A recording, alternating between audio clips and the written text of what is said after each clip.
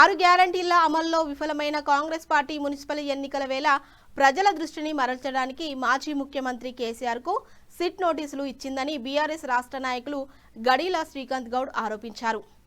రాష్ట్ర ముఖ్యమంత్రి పాలనను గాలికి వదిలేసి దేశాలు చుట్టి వస్తూ ఎంజాయ్ చేస్తున్నారని, మున్సిపల్ ఎన్నికల్లో కాంగ్రెస్ పార్టీ అభ్యర్థులు ఓట్లు అడగడానికి వస్తే 6 గ్యారంటీలు ఏమైనాయి అని నిలదీయాలని ప్రజలను ఆయన కోరారు.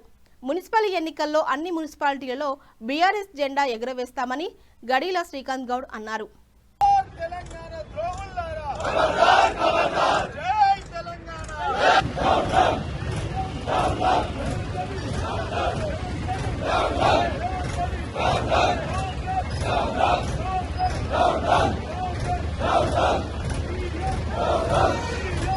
పంచుకున్న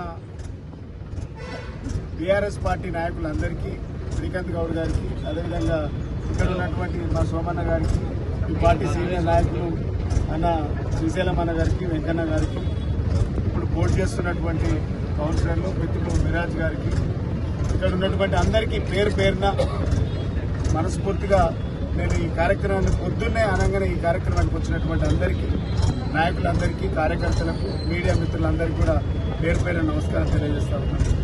ఈరోజు 6 గ్యారంటీలను మీరు ఆయన కమిషన్ పేరిట ఆనాడు నోటీసులు వచ్చి ఇలా కేసీఆర్ గారిని, తెలంగాణ ఆత్మగౌరవాన్ని కించపరిచిండు. ఈరోజు మళ్ళీ 10 సంవత్సరాలు.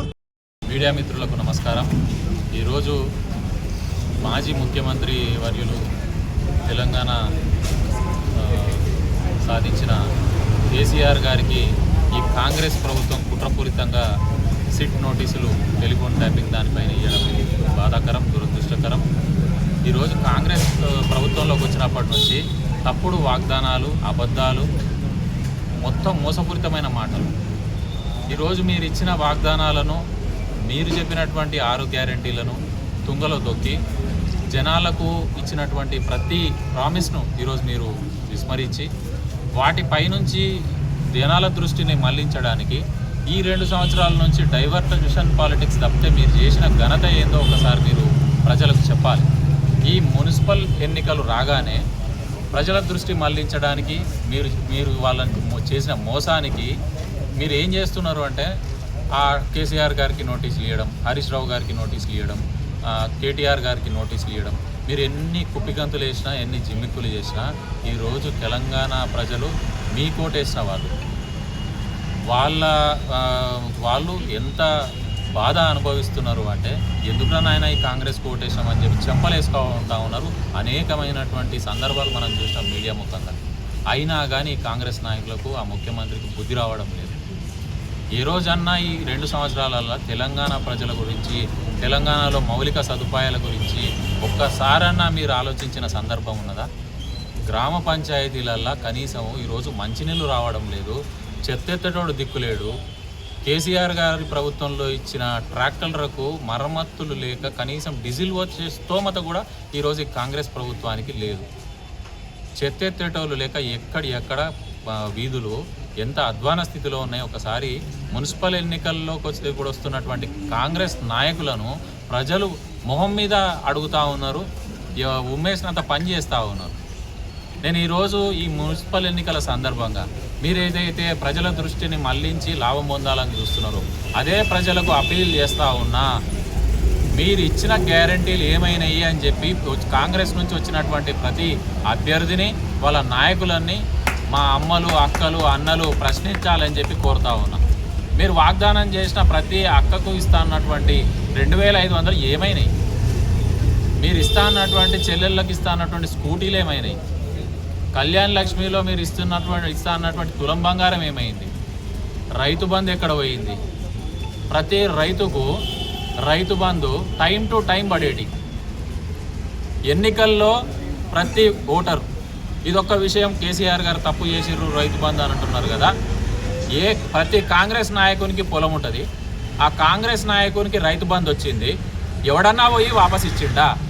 లేకపోతే నాకు కేసీఆర్ ఇగో రైతు బంధు ఇచ్చిండు, ఇన్ని వేలు వచ్చినాయి, నేను ఇగో జనాలకు దీనికి ఖర్చు పెడుతున్నా, ఆ డబ్బు నాకు వద్దు అని చెప్పి రిటర్న్ ఇచ్చిండా? మరి సిగ్గు లేకుండా దాని మీద ఎందుకు విమర్శ చేస్తారు?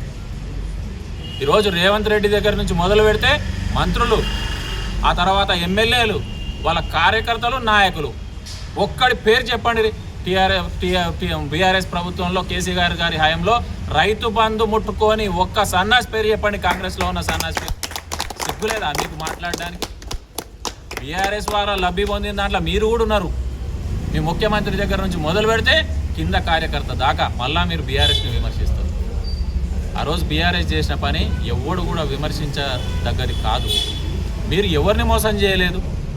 మీరు పుట్టిన పిల్లలను మోసం చేస్తూ ఉన్నారు. ఈరోజు కేసీఆర్ కిట్లు బంద్ చేసిర్రు, వాళ్ళకి ఇస్తాన డబ్బులు ఇవ్వట్లేదు. న్యూట్రిషన్ కిట్లు బంద్ చేసిర్రు, సరిగ్గా మందులు దొరకటం లేదు. ఆ తర్వాత రిటైర్మెంట్ అయిన వాళ్ళకి డబ్బులు ఇవ్వట్లేదు.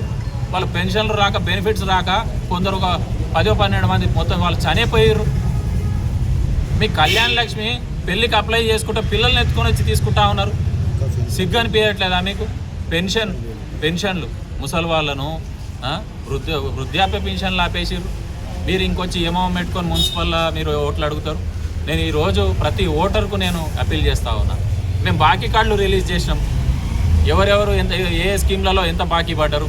ఈ కాంగ్రెస్ అభ్యర్థులు, అదేవిధంగా ఈ నాయకులు, ఎమ్మెల్యేలు, మంత్రులు ఎవరు వచ్చినా సరే మా అమ్మలు, అక్కలు, అన్నలు ఒకటే అడగండి. ఇగో మీరు ఈ స్కీమ్లో ఇంత బాకీ పడ్డారు, ఆ డబ్బులు ఇచ్చిన తర్వాతనే ఓటు అడగడానికి రమ్మని చెప్పి మొహం మీద చెప్పండి. వాళ్ళు ఎంత సమర్థవంతులో ఇప్పటిదాకా చేసిన పనులు మోసం చాలు. ఇక మీదట మీరు మోసం చేసే ప్రయత్నం చేసినా ప్రజలు మోసపోయే పద్ధతిలో లేరు. విద్యార్థులకు ఎంత కలుషిత